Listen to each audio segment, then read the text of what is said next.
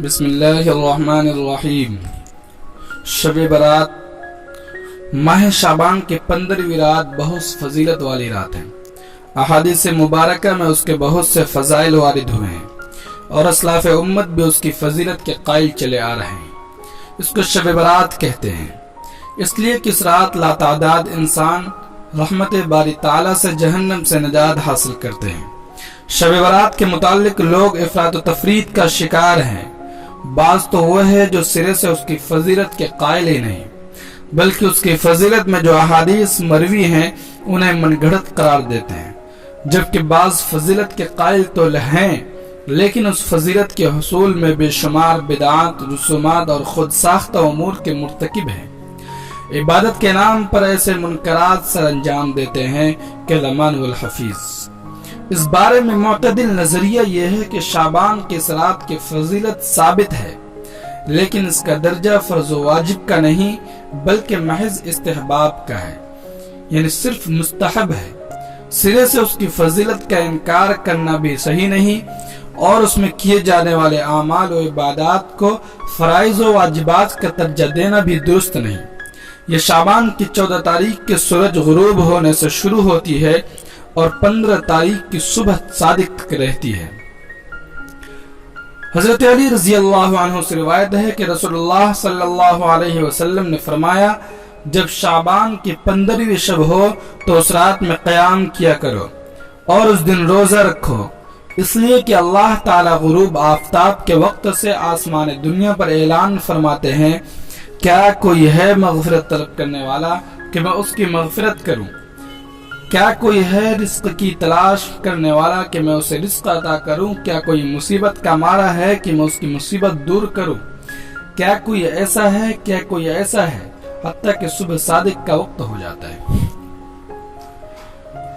اس رات عشاء اور فجر کی نمازیں وقت پر باجماعت ادا کریں۔ اپنی ہمت اور توفیق کے مطابق نفل نمازیں خاص کر نماز تہجد ادا کریں، انفرادی طور پر صلاۃ التسبیح پڑھیں، قرآن پاک کی تلاوت کریں، کثرت سے اللہ کا ذکر کریں اور اللہ سے خوب دعائیں مانگیں، دنیا و آخرت کی بھلائیاں مانگیں، خاص کر اپنے گناہوں کی مغفرت چاہیں، زندگی میں کبھی اس رات قبرستان جائیں، اپنے اور اپنے میت کے لیے دعائیں مغفرت کریں۔ اللہ تعالیٰ اس رات کو تمام مخلوقات کی مغفرت کا اعلان فرماتے ہیں سوائے چند بد نصیب لوگوں کے۔ وہ بد نصیب کون ہیں؟ تو آئیے میں بتاتا ہوں۔ وہ بد نصیب ہے مشرک، اللہ تعالیٰ کی ذات اور صفات خاصہ میں کسی مخلوق کو شریک کرنے والا۔ صفات خاصہ سے مراد وہ صفات ہے جو صرف اللہ تعالیٰ کے ساتھ خاص ہیں، مثلا بغیر اسباب کے محتاج ہونے کے زندگی اور موت دینا، رزق دینا، اولاد دینا، عزت و ذلت دینا، بگڑی بنانا، مشکلات کو حل فرمانا وغیرہ۔ اس کے بعد ہے قاتل، کسی کو ناحق قتل کرنے والا۔ اگر کوئی شخص غلبہ اسلام کے لیے شر پسند دشمنان اسلام کو قتل کرتا ہے یا کسی ایسے انسان کو قتل کرے جس کا قتل کرنا شریعت میں جائز قرار دیا ہو تو ایسے اشخاص اس وعید میں شامل نہیں ہوتے، کیونکہ ایسے امور میں وہ شرعاً قاتل شمار نہیں ہوتے۔ زانی، وہ شخص جو اسلام کے مقرر کردہ جائز طریقے سے ہٹ کر جنسی خواہشات کی تکمیل کرتا ہے، وہ زانی کہلاتا ہے۔ زنا کا اصل مفہوم یہ ہے کہ مرد و عورت بغیر نکاح کے آپس میں جنسی ملاپ کریں۔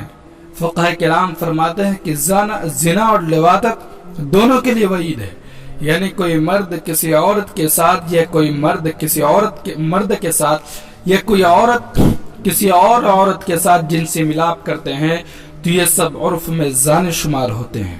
شرابی، وہ شخص جو شراب پیتا ہے۔ شراب پینا حرام ہے، خواہ اس سے کسی کو نشہ چڑھے یا نہ چڑھے، کم مقدار میں پیے یا زیادہ، خوشی کے موقع پر پیے یا پریشانیوں کو کم کرنے کا بہانہ بنا کر، ہر حال میں شراب ناجائز اور حرام ہے۔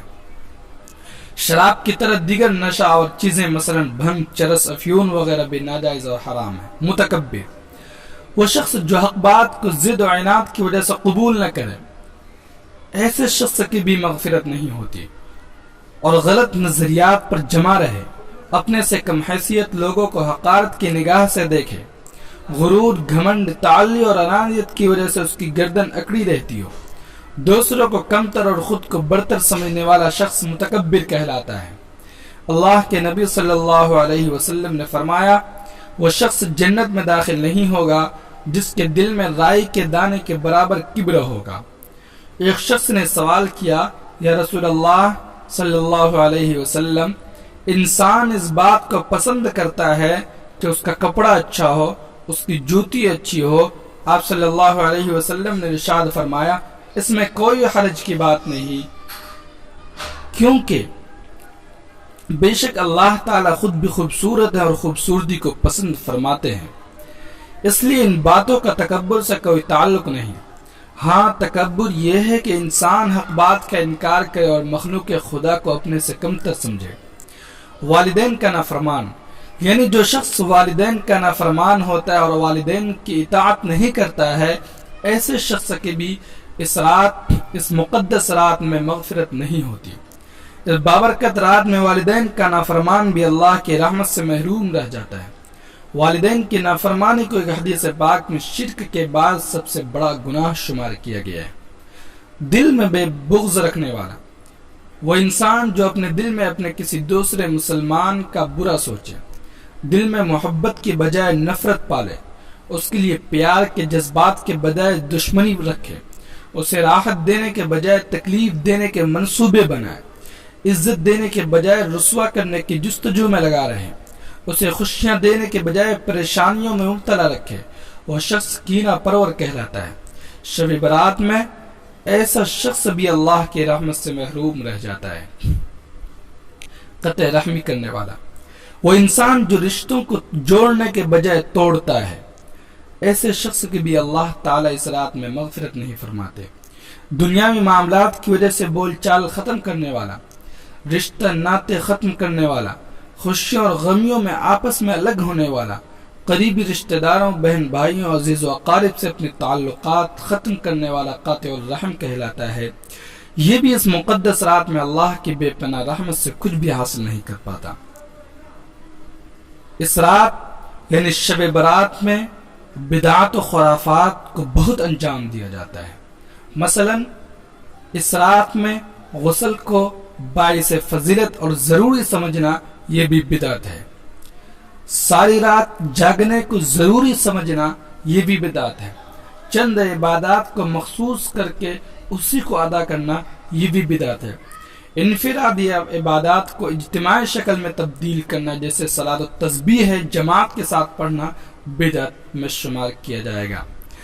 مردوں اور عورتوں کا مخلوق اجتماع کرنا، حلوے مانڈے ضرور پکانا، آتش بازی اور چراغاں کرنا، بیوہ خواتین کا اپنے مرد خاوندوں کے لیے بن سور کر بیٹھنا، مردہ خاوندوں کے لیے بن سور کر بیٹھنا، مردوں کی ارواح کے آرام کے لیے گھروں میں بستر لگانا، قبرستان جانے کو ضروری سمجھنا، ایک دوسرے کو مبارکباد دینا۔